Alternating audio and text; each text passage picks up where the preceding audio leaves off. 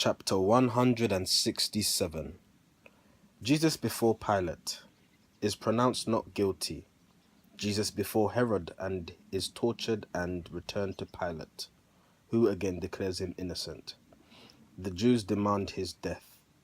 Pilate's wife urges her husband to have nothing to do with the punishment of Jesus.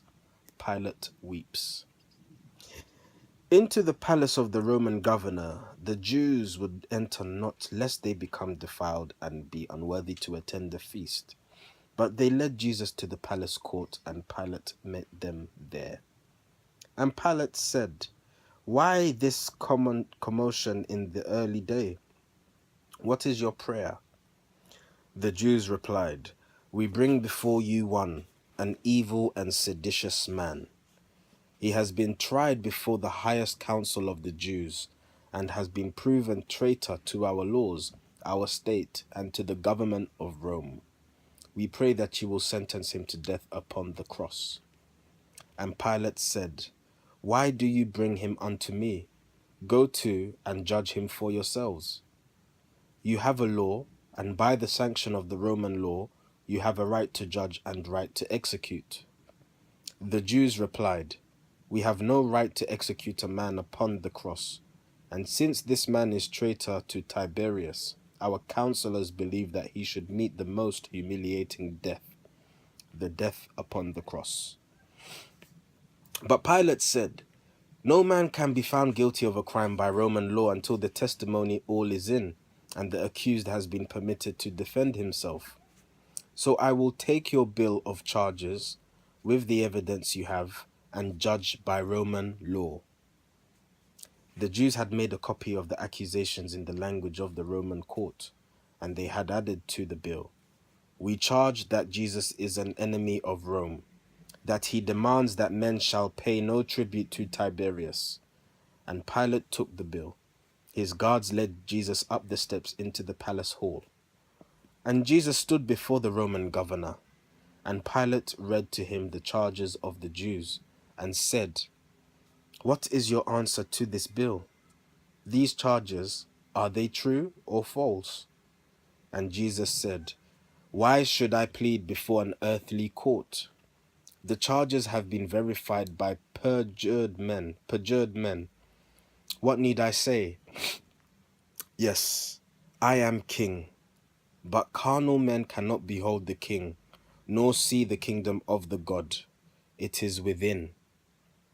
If I had been a king as carnal man is king, my servants would have stood in my defense, and I would not have willingly surrendered to the minions of the Jewish law.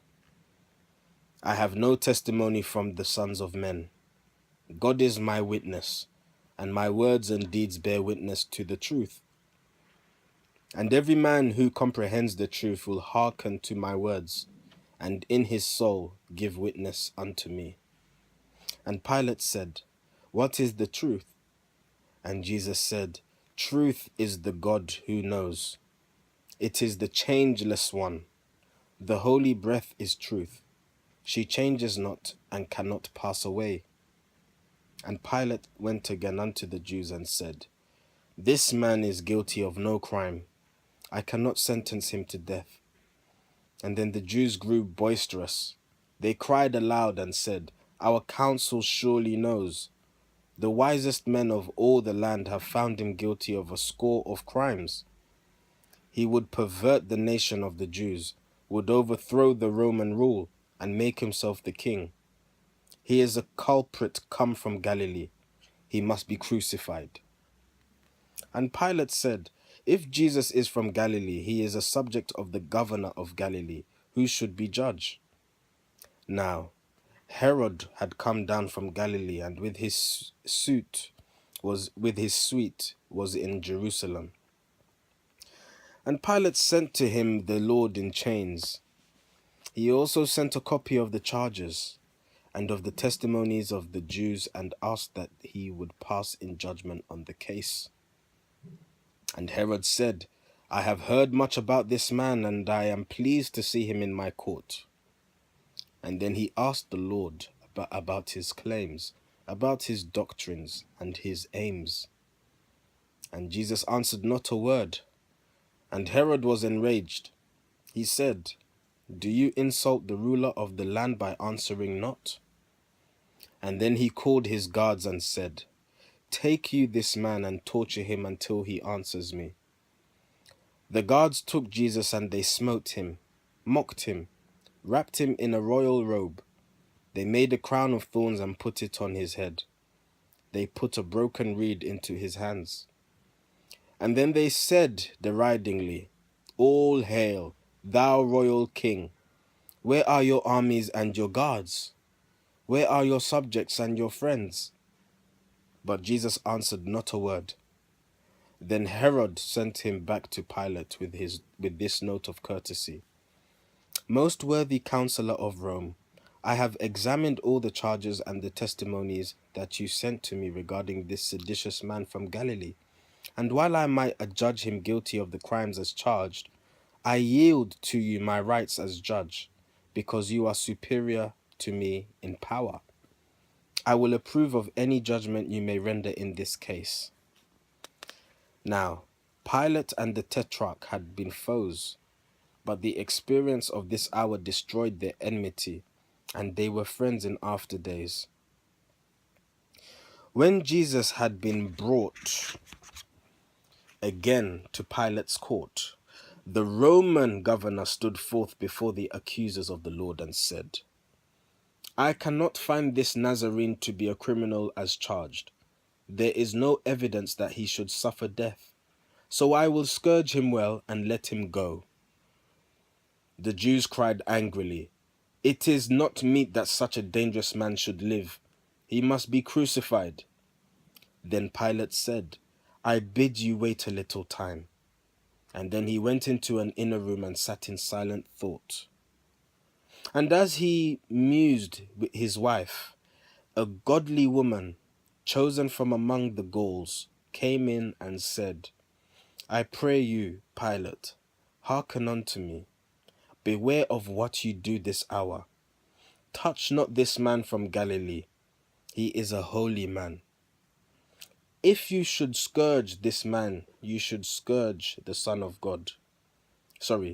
If you should scourge this man, you would scourge the Son of God. Last night I saw it all in vision far too vivid to be set aside as idle dream. Last night I saw it all in vision far too vivid to be set aside as idle dream." Verse 45. "If you should scourge this man, you scourge the Son of God. Last night I saw it all in vision far too vivid to be set aside as idle dream. I saw this man walk on the waters of the sea. I heard him speak and calm an angry storm. I saw him flying with the wings of light. I saw Jerusalem in blood. I saw the statues of the Caesars fall. I saw a veil before the sun, and day was dark as night. The earth on which I stood was shaken like a reed before the wind. I tell you, Pilate, if you bathe your hands in this man's blood, then you may dread the frowns of great Tiberius and the curses of the senators of Rome." And then she left, and Pilate wept. That's 167, chapter 167. And just an added note, I don't really like to add notes at this moment in time to these chapters, but I really feel impelled to. When I say the Holy Creed, that is the Nicene Creed, my heart moves a bit when they say, Pontius Pilate or something like that put Jesus to death. He was crucified by Pontius Pilate. That's what it is, isn't it? Really, it should be he was crucified by the Jews. He was crucified by the religious people. That's plain and simple. But I'll explain later on in time.